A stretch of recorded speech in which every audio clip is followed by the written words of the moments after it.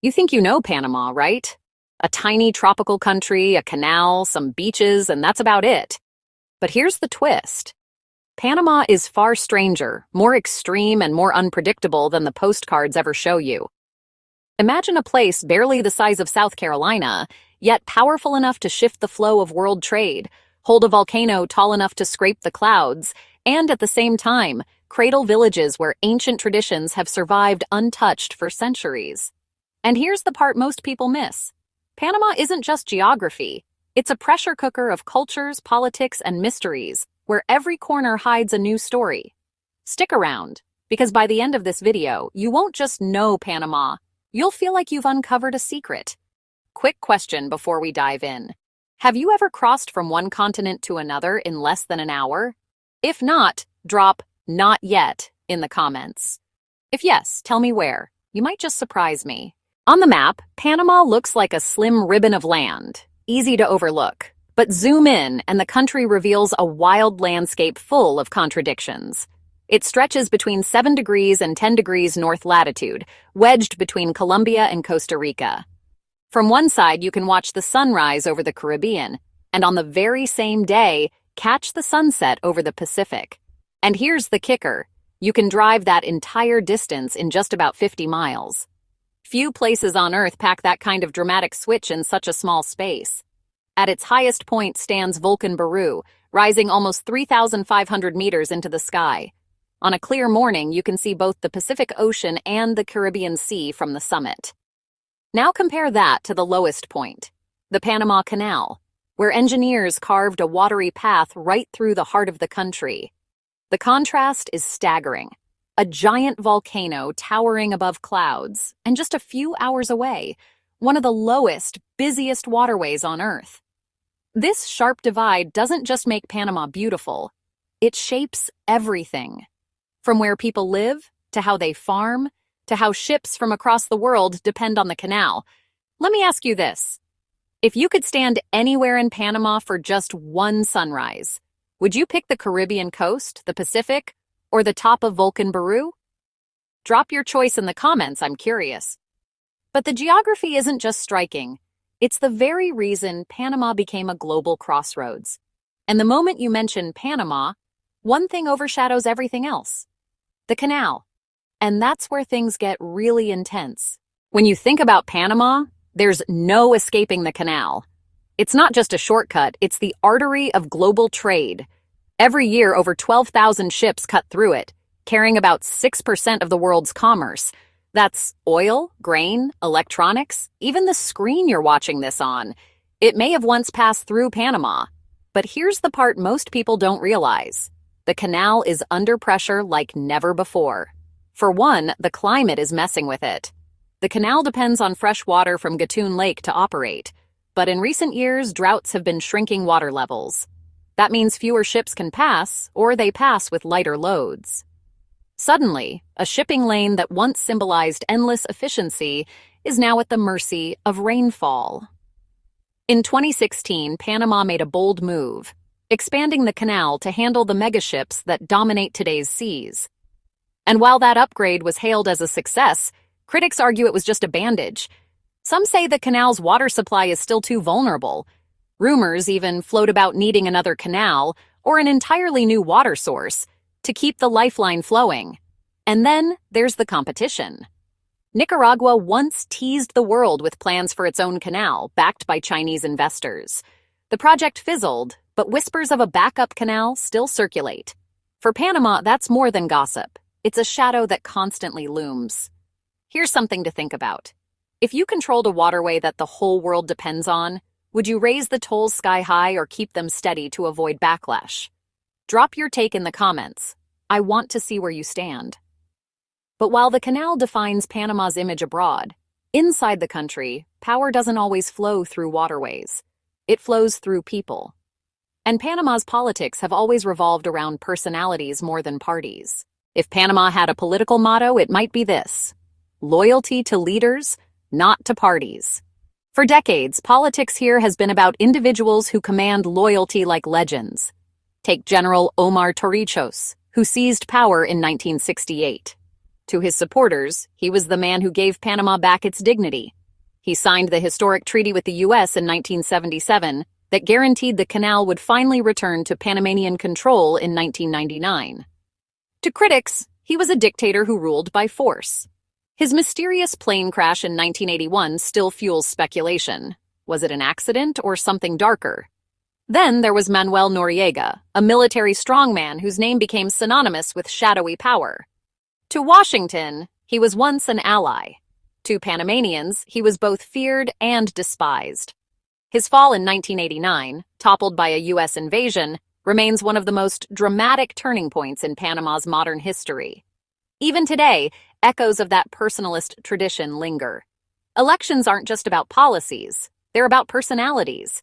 Charismatic leaders draw loyalty that can outlast scandals, controversies, even corruption trials. And here's the kicker.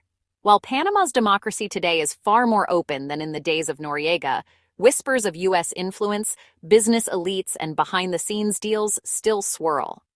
For many Panamanians, politics isn't a story of institutions. It's a story of who you know and whose side you're on. Quick poll for you. If you lived in Panama back in Torrijos's era, would you see him as a hero who reclaimed the canal, or as just another dictator?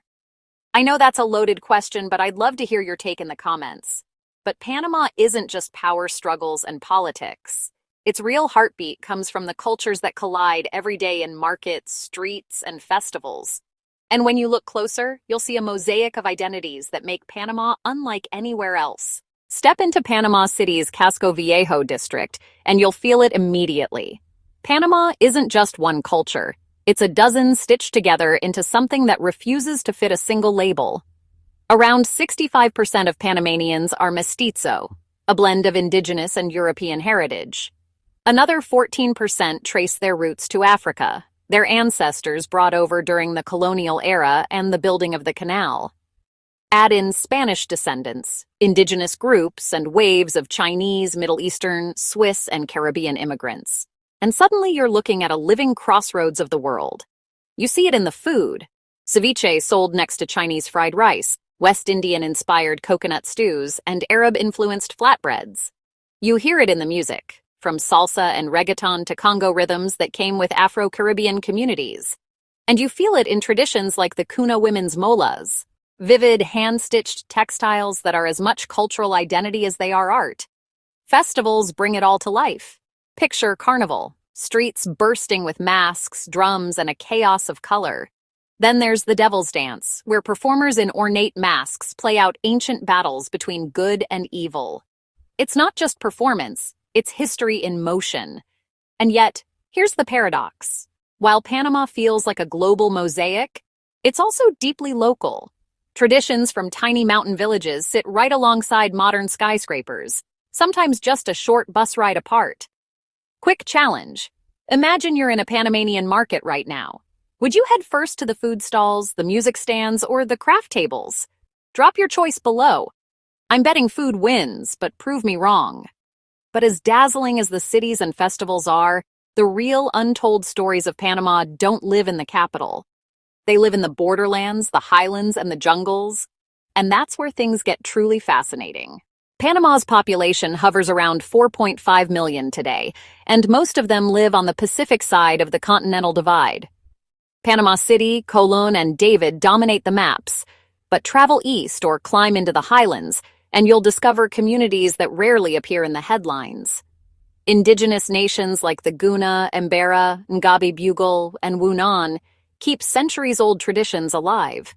Some Guna communities live on tiny islands off the Caribbean coast, where the sea sometimes floods their homes, yet they hold fast to rituals that trace back generations. The Embera still practice intricate body painting and wood carving, passing skills from parent to child. The Ngabi Bugle, spread across rugged highlands, remain fiercely independent, often resisting outside influence even today. In these places, modern Panama feels far away. Villages can be reached only by river canoes or winding mountain trails. And yet the choices these communities make about land, forests, and identity ripple through the entire nation. When indigenous leaders speak out against mining projects or land grabs, they aren't just fighting for their people, but for the rainforests that absorb global carbon and the rivers that feed the canal itself. Here's a wait what moment. Some anthropologists say that parts of eastern Panama are so dense, so unexplored, they could hide entire archaeological sites waiting to be discovered. Imagine a country this small still holding secrets under its jungles. Let's make it interactive. If you could spend 1 week in Panama, would you choose the skyscrapers of Panama City, the laid-back beaches of Bocas del Toro, or an Embera village deep in the forest? I want to see which experience you'd pick. And speaking of hidden places, there's one region in Panama that's not just rich with history, but also layered with whispers of myth. Forts, pirates, and islands guarded by spirits. Welcome to Portobello and the Cunayala. On Panama's Caribbean coast lies a place that once dripped with gold and blood, Portobello. Back in the 1500s, this tiny town was the gateway through which Spain shipped endless treasure looted from South America. Silver and gold flowed into Portobello's vaults before sailing off to Europe. That made it a magnet for pirates. Henry Morgan himself attacked these shores, leaving behind scorched ruins that still whisper of cannon fire. But Portobello isn't the only place where myth lingers. Travel further east, and you'll reach the Cunayala, also known as the San Blas Islands. Picture this. Over 350 small islands, some so tiny you can walk across them in under a minute. But for the Guna people, these islands are more than paradise. They're sacred. The Guna hold tightly to their traditions. Women wear brightly colored molas, their designs said to carry ancestral symbols. Fishermen tell stories of protective spirits that guard the islands, warning outsiders not to take more than the sea offers. And here's where it gets chilling.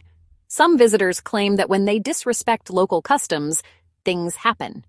Boats capsize in calm seas. Storms rise out of nowhere. Locals just smile and say, the islands watch over themselves. Let me throw this to you. Would you dare spend a night on a deserted San Blas Island, knowing the legends? Type yes if you'd try it, or nope if you'd rather stay on the mainland. But Panama's mysteries don't end at the shoreline. High above the clouds, another force looms silently, a giant that many call sleeping, but others believe could one day wake. Rising nearly 3,500 meters, Volcan Baru dominates western Panama. On a clear day at its summit, you can stand in one spot and see both the Pacific Ocean and the Caribbean Sea. It's the only place in the world where that's possible. Locals call it majestic. Tourists call it breathtaking. Scientists? They call it concerning, because Baru isn't just a mountain, it's a volcano. Dormant, yes. But dormant doesn't mean dead. The last known eruption was over 400 years ago, but seismologists still monitor tremors beneath its slopes. Small earthquakes, strange rumblings, even gas seeps, all reminders that the earth here is alive. And here's where it gets unsettling. If Baru ever erupted, the consequences would ripple far beyond Panama's borders. The ash could blanket farmland, disrupt flights, even affect the water sources that feed the canal. Imagine the canal shutting down not from drought, but from volcanic fallout. Of course, locals live with it every day. Farmers tend crops on its fertile slopes. Hikers climb to its summit by flashlight, chasing that legendary sunrise.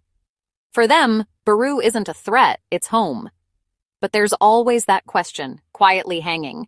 What if the giant wakes? So tell me, if you were in Panama, would you climb Baru for that once-in-a-lifetime sunrise view, even knowing it's a volcano? Drop your honest answer. I'd love to see how many of you are thrill seekers. And that brings us full circle.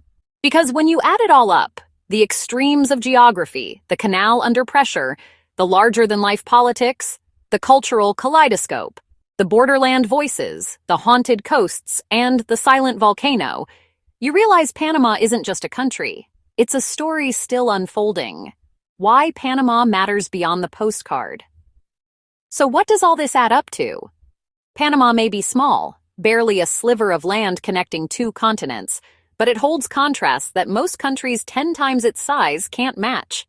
A land where a canal built by human hands reshaped global trade, yet is now at the mercy of climate and competition. A land where politics isn't about parties, but powerful personalities whose legacies still cast long shadows. A land where cultures, African, Indigenous, European, Asian, don't just mix, they collide into a mosaic of food, music, and traditions unlike anywhere else. It's a place where borderland voices still guard their forests and rivers, where forts and pirate towns whisper of buried treasure and restless ghosts, and where a silent volcano stands watch, reminding everyone that the Earth itself holds the final say. And maybe that's Panama's greatest secret. It isn't just a country. It's a pressure point where nature, culture, and power constantly collide. To look at Panama is to glimpse how geography shapes destiny, how history refuses to stay buried, and how the future of an entire nation can pivot on water levels, elections, or even the tremor of a volcano. Now I want to hear from you. Which part of Panama's story surprised you the most? The canal's hidden struggles, the haunted forts of Portobello, the Kuna Island legends, or the looming question of Vulcan Baru? Drop your answer below. I'll be reading every comment. And if you're still with me, type Bridge of Worlds in the comments. Let's see how many of you made it all the way through this journey. Don't forget to hit like if you learned something new. Subscribe if you want more deep dives into places and stories the world overlooks. And share this video with someone who thinks Panama is just a canal. Trust me, they'll see it differently after this. Until next time, remember, the world is full of places that seem small on the map, but massive in the stories they carry. And Panama is proof of that.